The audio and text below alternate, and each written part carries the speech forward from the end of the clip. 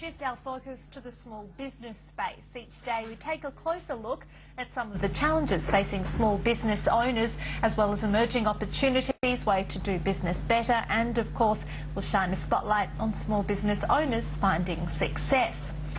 Well, small businesses operate in a diverse variety of sectors. Their size means they can find niches in otherwise saturated markets. Healthcare chain Back in Motion is one such business specialising in physiotherapy. The firm has expanded rapidly over the past 10 years and has no plans to slow down now. CEO Jason Smith joins us now to talk about his business. Thanks so much for your time. First of all, just tell us a bit about how all of this started. Thank you, Kate. Back in Motion's about 10 years young, and it's really come about from wanting to redefine what healthcare is all about. Previously, traditionally, it's been about managing pain and resolving injuries, but really it should be about promoting optimal health and best performance, and physiotherapy is a great place to do that through. So how do you do that through your practices? Well, we've innovated a different philosophy. It's been based on really 10 years of research and evidence that we call Results for Life, and it's about taking clients through an education and an experience that helps build lifestyle change for them, which is just getting dramatic results as evidenced by our growth as a health group across the nation. Okay, I just want to ask you how big it is now, because it is a chain, is that correct? That's right. We've found the sweet spot, I think, between preventative health care and franchising, which isn't necessarily an intuitive fit, but what it's led is to just an explosion of growth over the last 5 years. We have more than 60 locations around Australia, and we're really on a trajectory for a lot more exciting growth ahead as we realise this is actually what health consumers are looking for. They want value for money, they want to get a more preventative approach to health, they want it holistic and integrated, and it's just a great thrill to be part of something that's impacting people's lives in this way.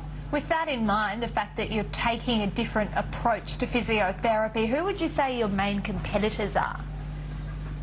Look, I think in terms of competition, we're probably more interested in just bringing something new and different that's based on evidence and bringing consumers what they're really looking for.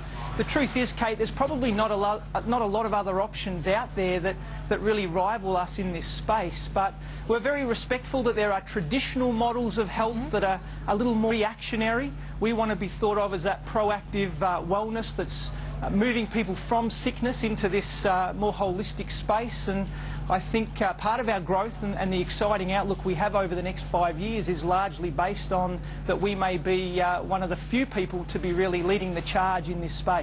And how are you embracing the online world and technology as well? Well, look, online health is going to only grow, and part of our philosophy of care is to empower patients in making their own decisions about what's in their best interest. So we take a role as educators and as coaches in the healthcare space, and I think that's really well received by consumers, and we will see more technology, more advancement, presumably over the next couple of years to only do better at that, which will just continue to propel us as not only the largest but continue to be the fastest growing health group in allied care. Certainly the health space has always been considered a fairly defensive business. Even when times are tough economically, people are still willing to or are forced to spend on healthcare. Do you think your business falls into that category, or are you affected by downturns in consumer spending? There's no doubt there's a little bit of protection around health sector generally, and we've had some really modest growths as a sector of 4 or 5% now for some 5 consistent years.